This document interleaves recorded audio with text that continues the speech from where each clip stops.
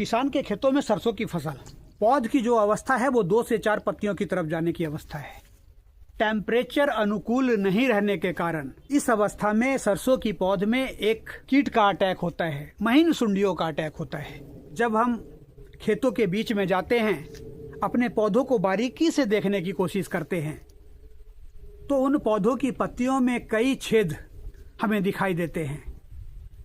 जब मैं इस समय अपने सरसों के खेतों के बीच से, पौध का जर्मिनेशन हो चुका है, पौध पूरे खेत में दिखाई देना चालू हो गई है, 2 से 4 पत्तियों में बदलना चालू हो गई है। उस स्थिति में अगर हम पौधों को गौर से देखें तो कुछ पौधे ऐसे हैं जिनमें 4 पत्तियां आपको दिखाई दे रही हैं, लेकिन जब हम ज़्यादा नज़दीक से इसका मुआयना करने की कोशिश करते हैं तो पत्तियों में आपको छेद नज़र आते हैं।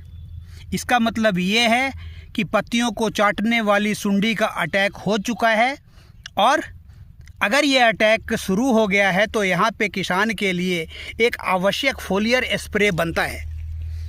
अगर एक किसान इस फोलियर स्प्रे को समय रहते नहीं लेता है तो उसे एक बड़े नुकसान का सामना करना पड़ सकता है। आपकी पौध जो है वो 20 से 25% यहाँ डैमेज होने की स्थिति में। सरसों की पौध को इस अवस्था में इन महीन सुंडियों से एक किसान किस प्रकार से बचा सकता है, इस पर विशेष रूप से चर्चा करने से पहले मैं चाहूँगा कि अगर मेरा प्रयास आपको अच्छा लगे तो मेरे इस चैनल को लाइक करें, सब्सक्राइब करें और ज़्यादा से ज़्यादा लोगों को शेयर करें। किसान भाइयों, सरसों की फसल की बुआई का जो सही समय है वो 15 अक्टूबर से चालू हो जाता है। उस समय एक किसान को सरसों की बुआई के अनुकूल टेम्परेचर मिलता है। वो टेम्परेचर 28 से 30 डिग्री का टेम्परेचर जो सरसों की बुआई के लिए चाहिए होता है। ऐसे टेम्परेचर में अगर एक किसान सरसों के बीजों की बुआई करता है तो उसे अपने बीजों से अच्छा जर्मिनेशन प्राप्त होता है। जब बीज जो है वो जर्मिनेट होने चालू हो जाते हैं, समय आगे की ओर बढ़ता है, टेम्परेचर और कम होता जाता है, तो उस स्थिति में हमें पौधों की बाल्यकाल में किसी भी प्रकार की बीमारी का डर नहीं रहता है।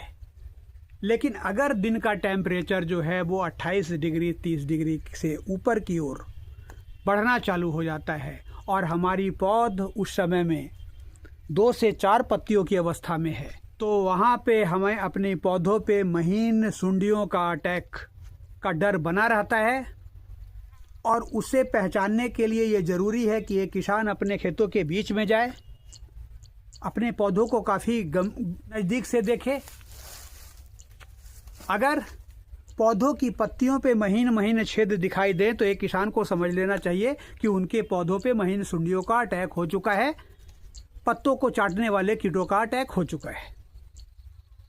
यहाँ पे किसान के लिए ज़रूरी हो जाता है कि समय रहते उन सुंडियों से संबंधित दवा का स्प्रे अपनी फसल पे करे, वरना उसे अकेले इन सुंडियों के प्रभाव से 25 से 30% तक का नुकसान झेलना पड़ सकता है।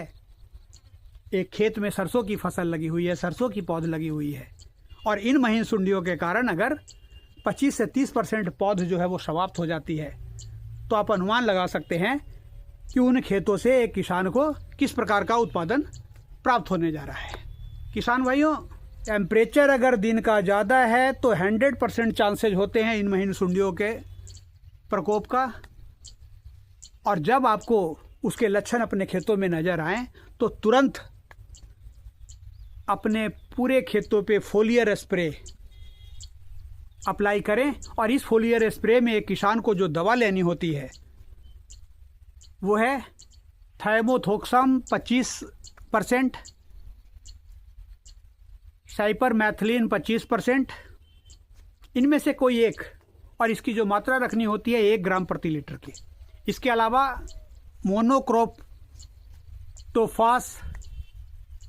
36% एसएल फॉर्म में, श्री राम का इंजन ले सकते हैं, और बहुत सारी दवा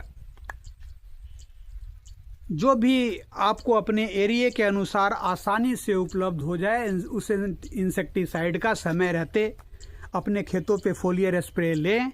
अगर एक किसान यहाँ पे इस इंसेक्टिसाइड का फोलियर स्प्रे अप्लाई कर देता है तो अपनी फसल में होने वाले 25 से 30% के नुकसान से अपने आप को बचा सकता है और तब जाकर अपनी इस फसल से वो बेहतर उत्पादन की उम्मीद कर सकता है।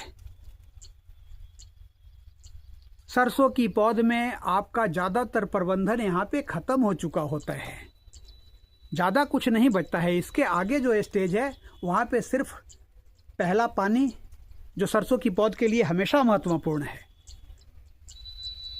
जब आपके खेतों की नमी पूरी तरह से समाप्त हो जाए या फिर बुआई के 30 दिनों के बाद एक किसान को सरसों में पहला पानी देना होता है